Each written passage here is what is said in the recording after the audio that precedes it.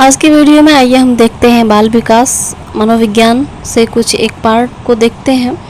तो वो देखते हैं हम नैतिक दुविधा क्या है। नैतिक दुविधा क्या है, इस पे अध्ययन किया है लॉरेंस कोहलबर्ग ने, जो जर्मनी के हैं। तो हम देखेंगे कि इन्होंने अध्ययन किस पे किया है। इन्होंने अध्ययन किया था हिंज नामक व्यक्ति पर और प्रयोग किया था 6 से 10 वर्ष के बालक पर। तो आगे देखेंगे नैतिक तरकड़ा और चरण इसके कौन कौन से हैं।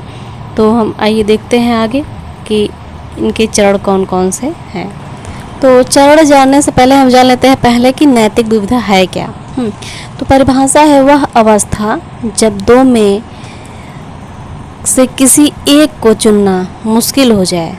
दो वस्तुएं हों या फिर दो चीज़ें कोई भी हो, दोनों में से किसी एक को चुनना मुश्किल हो जाए तो वही अवस्था नैतिक दुविधा की अवस्था कहलाती है।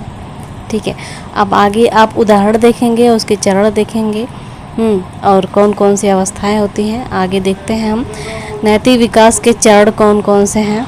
नैतिक विकास के 3 चरण हैं लॉरेंस कोहलबर्ग के अनुसार। तो पहला हम देखते हैं पूर्व नैतिक और पूर्व परंपरावादी, पूर्व रूढ़िवादी चरण। ये तीनों नाम एक ही हैं।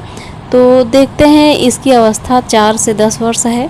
बच्चों में नैतिकता का अभाव रहता है इस अवस्था में। तो अब देखेंगे वैसे भी 4 से 10 वर्ष का बालक नैतिकता को नहीं, इसमें नैतिकता का अभाव रहता, कैसे रहता है आगे हम जानते हैं उदाहरण के माध्यम से।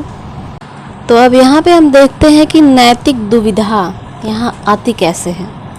अब देखेंगे तो एक अहम केंद्रिता और एक दंड एवं आज्ञा पालन। ये 4 से 10 वर्ष बालक जो होते हैं अहम केंद्रित होते हैं, मतलब स्वार्थी बच्चे कह सकते हैं आप। और एक दंड एवं आज्ञा पालन माता पिता भी होते हैं।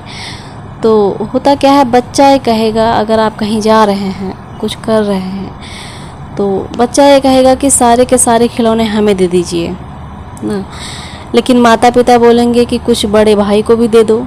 तो यहाँ पे वो तय नहीं कर पाएगा कि खुद रखूँ या भाई को भी दूँ। तो इस चरण में ये नैतिक दुविधा उसको हुई, वो समझ नहीं पाता ये खिलौने मैं ही रखूँ या फिर भाई को भी दूँ। तो आइए देखते हैं अपनी दूसरी अवस्था रूढ़िवादी और परंपरावादी।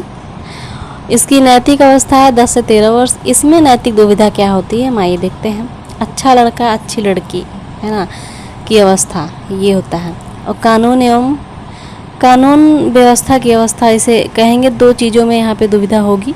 कभी तो ये अवस्था ऐसी है वो खुद को समझ नहीं पाते, कभी अनुकरण करें कि किसी का, उन्हें वो अच्छा लगेगा, कोई हमारी किसी भी तरह से प्रशंसा करे वो उन्हें अच्छा लगता है।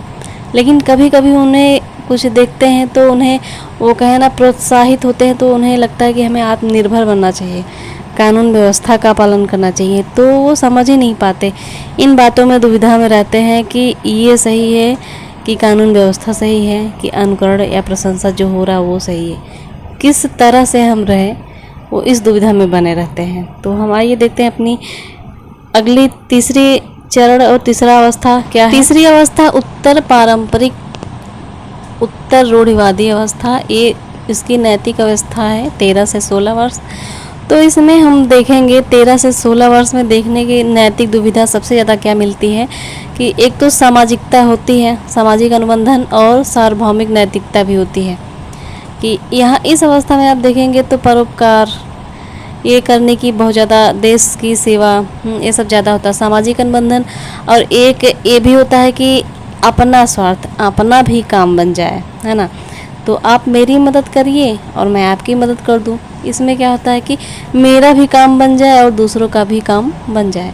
तो इसमें बालक नैतिक दुविधा में रहता है। कभी कभी हो जाता है कि अगर उसका काम हो रहा है कि नहीं, मैं दूसरों का तो कर रहा हूँ, मेरा भी हो रहा है कि नहीं, आप मेरी मदद करें और मैं आपकी मदद करता हूँ। और कहता भी है कि आपका भला हो जाए तो हमें खुशी होगी, और उसमें उसी के आड़ में भी सोचता रहता है कि मेरा भी काम, मेरी भी मदद हो जाए, मेरा भी काम हो जाए। तो एक यहाँ पे देखेंगे कोहलबर्ग ने जो है इस सिद्धांत में केवल पुरुषों की नैतिकता की बात किया है, महिलाओं की नैतिकता के विषय में कोई बात नहीं किया है इन्होंने, है ना।